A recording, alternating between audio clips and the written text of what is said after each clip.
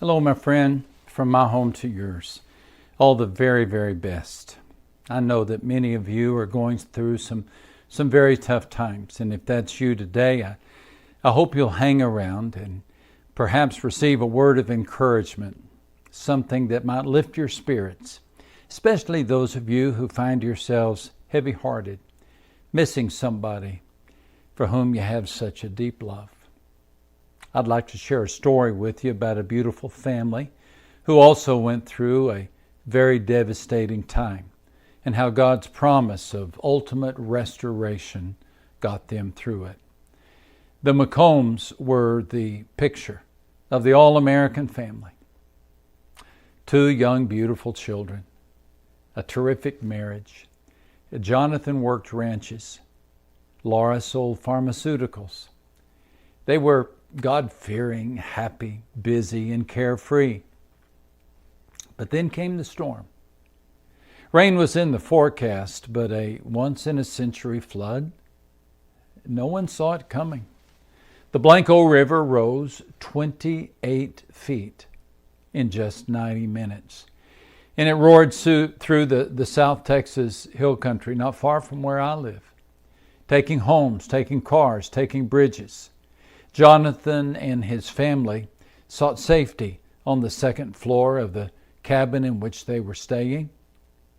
But safety was nowhere to be found.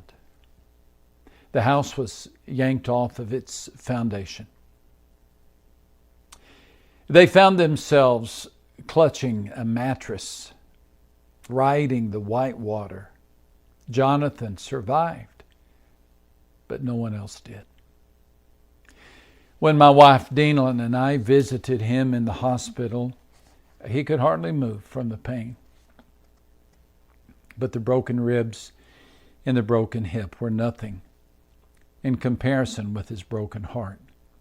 Jonathan tried to talk, but he mustered only tears. A couple of weeks later, he found the strength to speak at the funeral for his wife and his 2 children. It seemed like the entire city of Corpus Christi, Texas, was present in the church. The church had no empty seats, and the church had no dry eyes. For well more than half an hour, Jonathan described his wife. He described his children. He spoke of their laughter, his love, their joy, and how empty his house had become. He kindly allowed me to share a portion of his message in my new book, Begin Again. He said these words: "People have been asking me how I am doing and how I can stay so strong and positive in a time like this.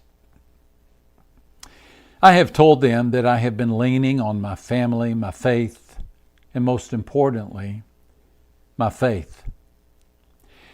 After church every Sunday, Laura would always ask, how do we get more people to come to church and learn about salvation?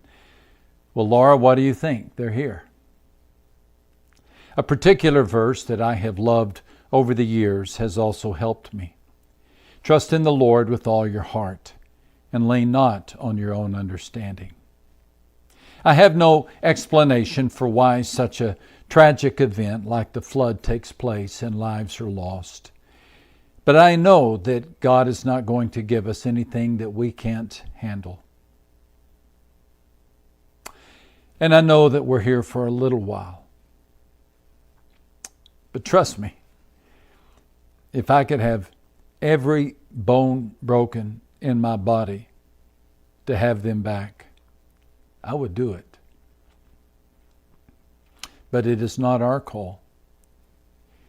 Yes, I know this entire tragedy is horrible.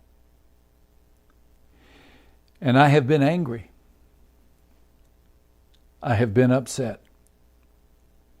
I have been confused. And I have been left to wonder why. And I have cried enough tears to fill up that river 100 times. But I know I can't stay angry or upset or confused or continue to ask myself why. because I will find out that answer when my time comes and I am reunited with them in heaven. But trust me, that will be the first question I ask. I took note of the number of times that Jonathan used the phrase, I know. He said, I know that God is not going to give us anything we can't handle. He said, I know that we're here for a little while. I know that this entire tragedy is horrible. I know that we will be united with them in heaven. You know, Jonathan was not being naive. He wasn't being dismissive. He didn't react with superficial, shallow belief. The tragedy was horrible. But in the midst of the storm, he found hope. He held on to what he knew. He found an unshakable hope. He found no easy answers, but he found the answer. And he made the deliberate decision to build his life on God's promise to restore and renew. Now, some of you may relate to Jonathan's loss, and you've had to say goodbye too soon. And the word goodbye is the challenge of your life to get through this, is to get through this raging loneliness, this strength-draining grief. You sleep alone in a double bed, you walk hallways of a silent house, and you catch yourself calling out his name or reaching for her hand. And the separation has exhausted your spirit. Maybe the rest of the world has moved on. You ache to do the same, but you can't. You just can't say goodbye. Be kind to yourself, friend. You know, death just takes so much. We bury not just a body, but what? The wedding that never happened, the golden years that we never knew. We bury dreams. But hear me, please. In heaven, those dreams will come true. God has promised a restoration of all things. That's in Acts 3 and verse 21. All things. And all things includes relationships.